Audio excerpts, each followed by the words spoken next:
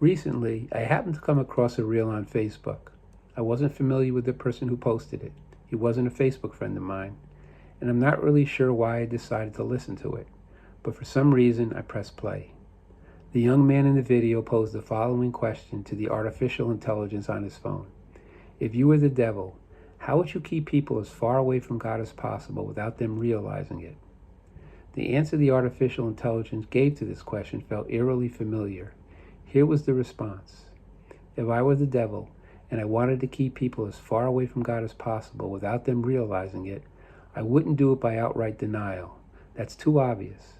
Instead, I'd work in subtle distractions, small shifts in focus that seem harmless, but over time create a massive distance.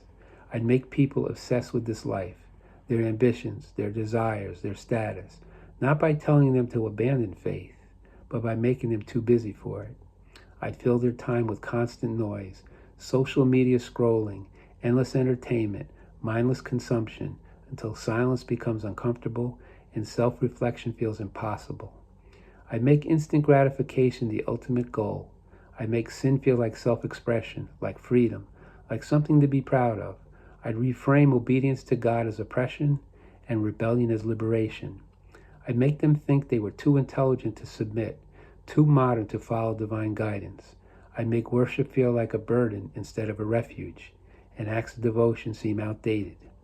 And above all, I'd make them never realize what's happening, because the greatest trick isn't to make them reject God, but to make them forget Him.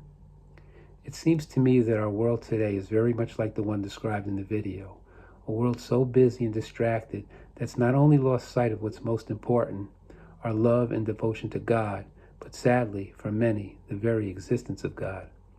It really seems that much of the world has forgotten God and forgotten His great love for us, and I wouldn't be surprised at all if this really was the work of the devil. And because we have turned away from Him, taking Him out of our schools, out of the workplace, and out of our homes, we've forgotten how to love the way God said we should love. And if you need proof of this, just take an honest look at the hatred spewed on social media. I don't believe this is what Jesus meant when He said we should not only love those who love us, but also love our enemies and pray for those who persecute us. Jesus said this would be hard, really hard, but He isn't asking us to do anything more than He did Himself. As He hung dying on the cross, He asked His Father to forgive His enemies.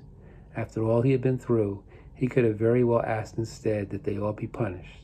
But as the God of mercy and the God of love, He asked that they be forgiven. God's love for us is so great that He is willing to sacrifice His Son, His only beloved Son, in such an excruciating manner for the forgiveness of our sins, so that we might have the chance to spend all eternity with Him in heaven. And Jesus' love for us is so great that He was willing to undergo such a torturous death in order to pay the price for our sins. So don't we owe God our all in return? Shouldn't He always be the most important thing in our lives? Shouldn't worshiping God, attending Mass, always be the reason for missing everything else, not the other way around? Sadly, I think we've lost sight of this. Jesus made it clear that being a Christian would not be easy. He told us we would have to take up our cross daily if we were to follow Him. We know what His cross is like, and it would appear that by telling us this, He wanted us to know that we too should expect our share of suffering. So maybe then it's this fear of sacrifice and suffering that has made it easy for us to turn away from God, that has moved us to seek a life filled with nothing but personal happiness and self-gratification, choosing to avoid the cross that Jesus spoke of at all costs. You know, I've heard it said many times before that the devil's greatest trick is convincing the world that he does not exist. No devil, no hell, no worries.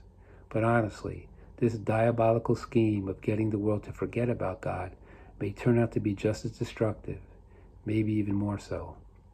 This is something not only for us to think about, but also hopefully move us to come back home to our Father, who loves us more than any of us could possibly imagine, and not just some of us, but all of us, because Jesus truly died for all of us. As always, thank you all for listening. Take care, and God bless.